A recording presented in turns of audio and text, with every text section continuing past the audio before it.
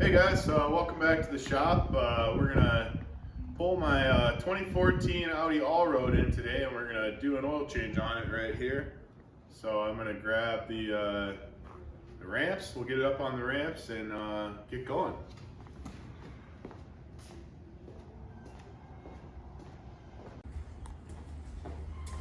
All right, so we got the shop all swept out, cleaned up. I like to start with a clean floor.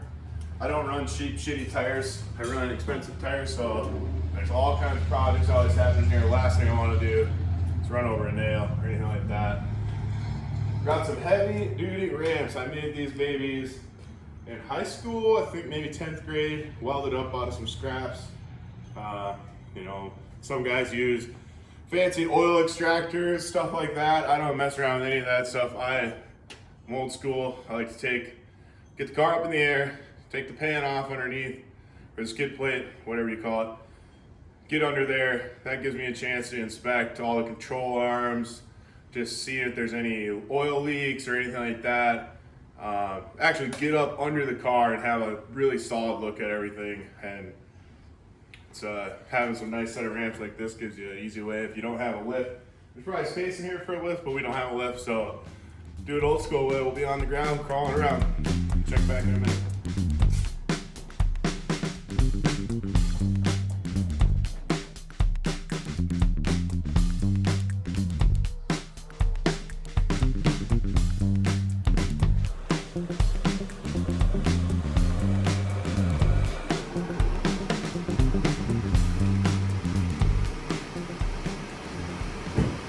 Now I like to set the ramps exactly where I want them.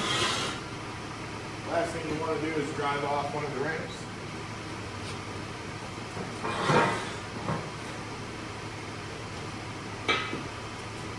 Then I'll take a look, make sure they're nice and square. Looks good. This vehicle is a Quattro, so I'm obviously not going to have any trouble getting up the ramps. I'm just going to climb right up till I hit the stops. Now we'll get started on the oil change.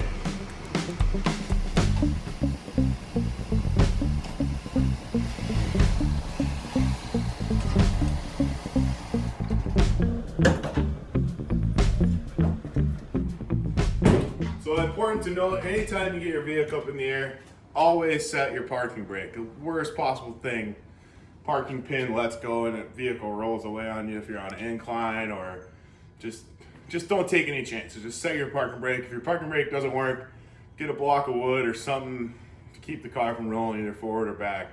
Just safety first, it's important, guys.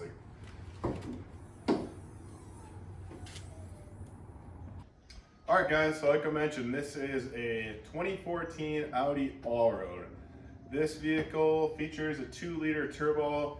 This 2-liter is also found in some Q5s. It's found in some Volkswagen models or some different engine codes, but basically the same size engine, 2-liter inline 4-cylinder turbocharged direct injection engine.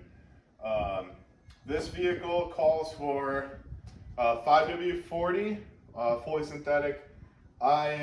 Originally, when I picked up this vehicle, the Audi dealer runs Castrol. It's kind of anecdotal evidence, but I was seeing some oil consumption at about the 8,000 mark up to the 10,000 interval. Ever since I switched to the Liqui Moly, I have had zero oil consumption. I can run all 10,000 miles and I start with the engine's full on oil and I take out the same amount. That being said, I do some towing with this vehicle. I do a lot of short trips to work, so I'm changing the oil at right around 7,500. I don't feel the need to take it all the way to the 10,000 interval all the time, especially I'm up to 69,000 miles now. So I'm going to start increasing my oil change intervals. Oil's cheap. This kit comes from FCP Euro. I think it's $46, I believe, shipped somewhere around there. Comes with this 5-quart jug of Liqui Moly. Actually, 5.8 quarts, 5 liters, which is the exact amount of oil this engine takes. I use a Mann filter. It's the W719-45 cartridge style filter. And I also use, this is included in the kit, it's a drain plug with a new crush washer. It's probably overkill. but it comes with the kit, so I replace it every time. That's just the way I do it. Okay, so tools needed to perform this job. You need a decent, meaty, flat blade screwdriver. I just have this old timer guy here that's probably my grandpa's. You need a 6mm Allen key. At least that's what these Corteco deals are for pulling out the drain plug. I think originally from the factory they were Torx. I can't exactly remember for 100% certainty. I've had this vehicle for a few years. And then you're gonna need, if you're not using an oil extractor and you're doing it like I am, you're gonna need a T30 as well. There's 3 screws in the front of the pan, or the skid plate, that you'll need this T30 Torx to remove, and then the rest of them are all half-turn screws that you can get with the flat blade screwdriver. Then you're also going to need something to catch your old oil and something to put your filter in. So, did I say this was a cartridge style filter? This is not. This vehicle is not a cartridge style filter. This is an old style. It's a metal. It's a metal housing. The whole housing comes replaced. There's the cartridge is obviously inside of here. So I was getting confused. So yeah, let's get after it. I like to start by, let's get this stuff out of the way so we don't knock it over. I like to start by popping the engine cover off. Pretty easy to do on these vehicles. There's no fasteners. They're just held in by friction. Pop that off, set that aside somewhere safe where you're not going to step on it. That gives you access to the oil filter and access to the oil fill. So another reason I don't like to use oil extractors or anything like that, it tends to collect some dirt around this piece. I always like to wipe it off, and this rubber grommet around the fill neck area. And as you can tell, I have factory, these vehicles do not come with a dipstick, which seems crazy to me. Maybe just because I'm old school and I don't like to rely on just the MMI. You can see there's still some oil in there. We'll check it again. Yeah, we're down maybe a third of a quart or so, and which is pretty good. I don't know what this said exactly. The MMI says it's still full, so your guess is as good as mine. So we'll climb under the vehicle and we'll drain the old oil. And this is actually probably just wrong because we're at an angle. Now that I think about it, we're up on the ramps. The oil is moved to the back of the pan, so this isn't going to read accurately.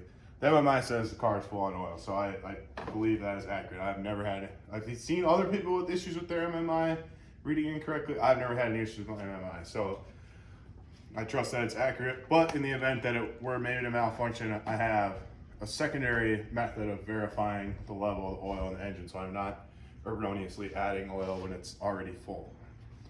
All right, so I'm going to climb under on the ground and get to work.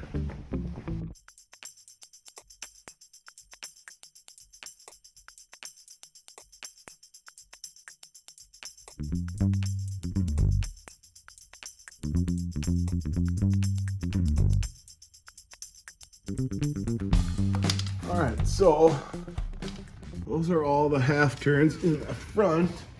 We'll take the 3 Torx screws out. So you need to take this one here. That guy comes right up. And then this one here. And I believe also this one. Then there's 3 more half turn guys back here. The rear. These ones I believe are captured. They don't drop all the way out. So another good reason to get under here and do this, you can inspect everything, but also this thing likes to collect a lot of dirt, so it's nice to pull it out, get all the rocks out of here, everything else. Pull this pan out. There's a couple rocks, a pile of sand in the corner. We'll clean all that up. All right, so this is the oil pan here. As you can see, everything looks pretty good on here. The subframe is aluminum on this vehicle, so there's not a lot of corrosion. We're in the salt belt here. And I wash this car pretty frequently. It's important to me to try and keep it nice because it wasn't cheap. So yeah, this just gives me, I check my hoses, make sure everything looks good, you know, and just generally as a vehicle ages, you want to check all the suspension components and stuff, but everything looks pretty solid under here at first glance. So I'm gonna go ahead and pop this drain plug out of here, crack that loose, take my gloves off so I don't shower myself in oil, and I'll hold this pan up in the air for when I pull the drain plug and catch all the oil. Try to minimize the spillage on the shop floor here. That's always good. So we'll let that oil is pretty dark, but still got decent viscosity left in it. It's only a few, it's only a few months old. I changed it springtime. Good to get it changed here before it gets too cold and you don't feel like crawling around on the garage floor. We got an unseasonably warm day today, so it's a good time to knock it out.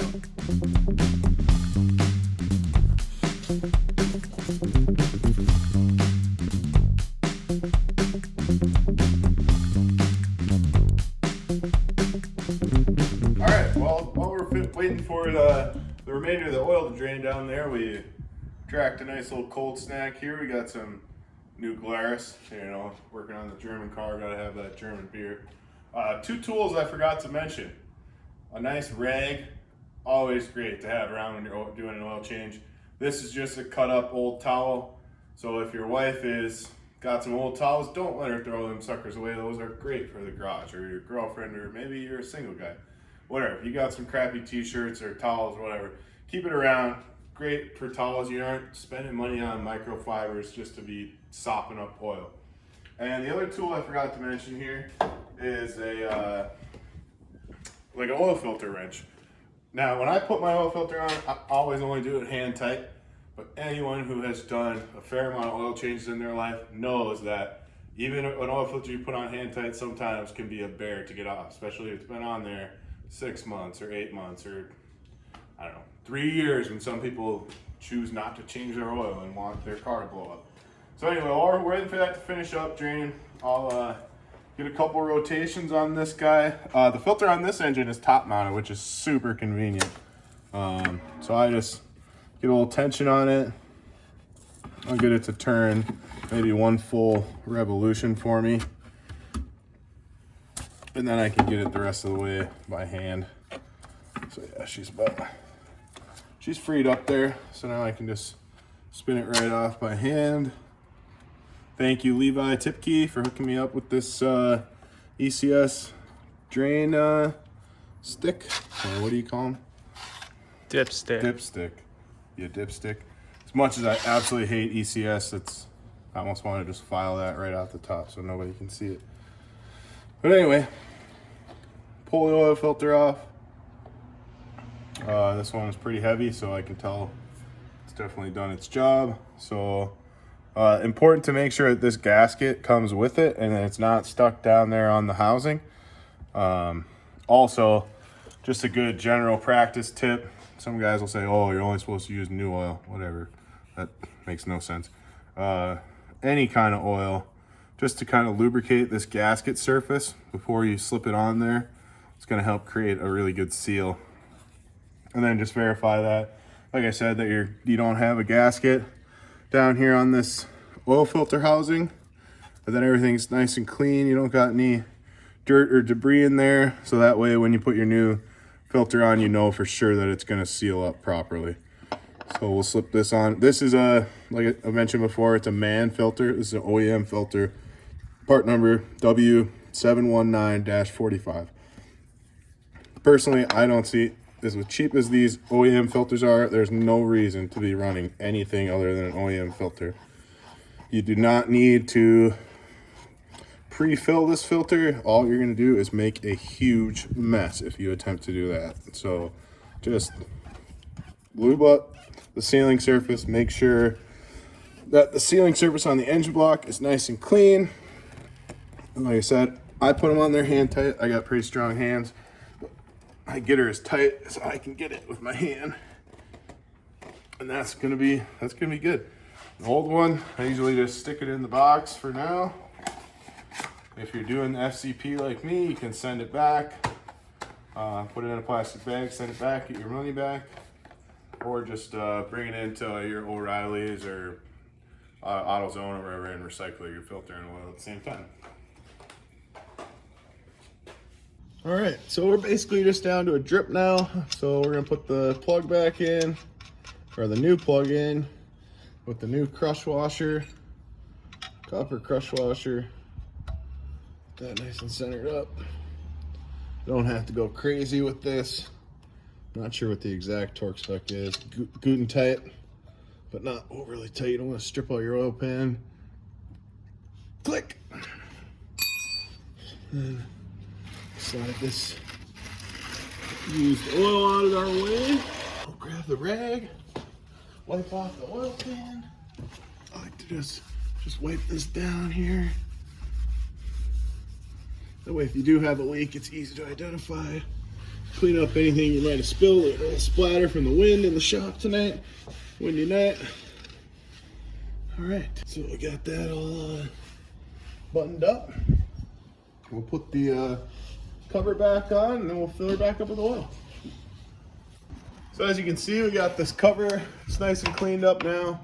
That way, if we do have any leaks, or anything funky going on, we'll be able to tell where exactly it's coming from.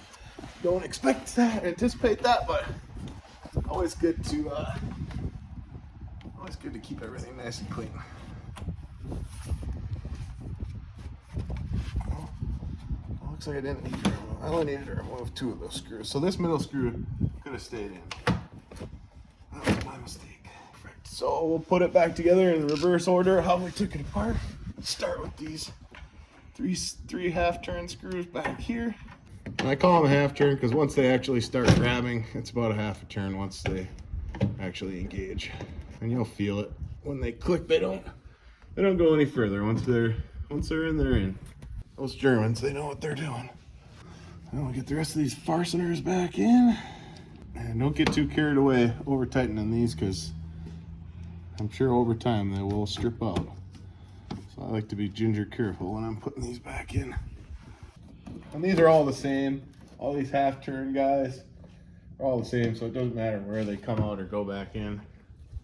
It's not like taking apart your iPhone, where all the screws are different lengths and sizes. This is pretty straightforward. Okay, so we got all the fasteners in.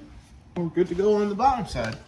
Grab all your tools, set them aside, and we'll fill her back up with oil. All right, so we got the Liqui Moly SAE 5W40 fully synthetic motor oil, made in Germany. That's how you know it's the good stuff.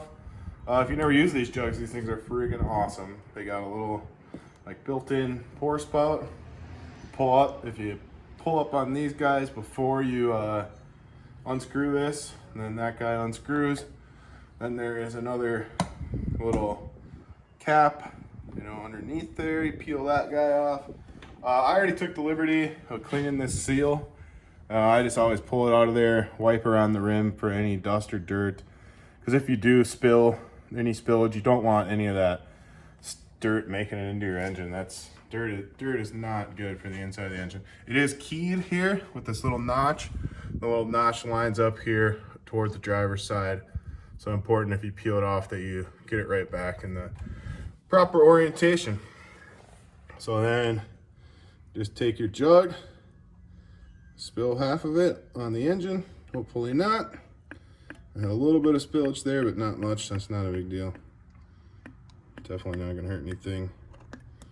And for this 2 liter, it takes this whole jug, so all I gotta do is pour the entire jug into the engine, which is super easy and convenient. I like to try and get all the oil in there. I paid for all of it. It needs all 5 liters. So, you can do a little balancing act like that. Let her chill there for a second. Grab your cold snack. Sit back, have a chat with your buddy. Scroll through Facebook or TikTok or whatever you're into, or just put on some tunes. let her finish filling up. It's still gonna be quicker than driving to the dealership and oh, that's great. That's what you want. But it looks like it's pretty much all empty anyway, so that's what happens when it's a windy day. It gets the best of you sometimes. Well, like I was saying, it's cheaper and faster, and you get a little bit of self-satisfaction. I like to work on my own stuff. I'm not saying that there aren't really good techs out there, but chances are you're going to be more careful and you're going to look over your vehicle with a more fine-tooth comb than some guy who's trying to knock out 40 oil changes or 50 oil changes in a day. Every car doesn't hold any significance to that person, so they're really not going to put a lot of love and care into your vehicle unless you personally know them. And don't get me wrong, there are some good techs that probably treat every vehicle like it's their own. But, like anecdotal experience, first time I changed oil on this, I can tell you for a fact that nobody had ever cleaned off this rubber area, and they were just pouring oil in it every time. It was full of sand and gravel.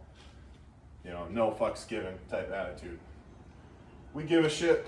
We love these vehicles, want them to keep going forever and ever, so take a little extra pride and work on some stuff myself. All right, so we're ready to start the vehicle up. I'll back it down off the ramps. Once it's built up enough oil pressure, we'll check the level on the dipstick, and then we'll put the cover back on, and it's just good to go.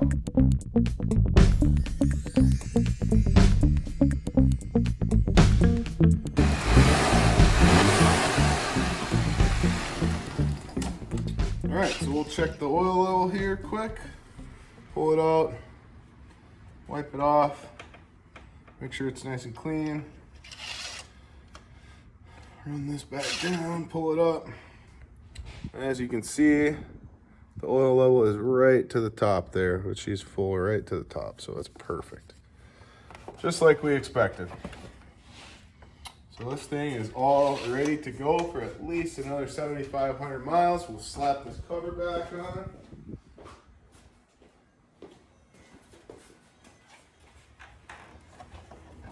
Center it up on the oil fill.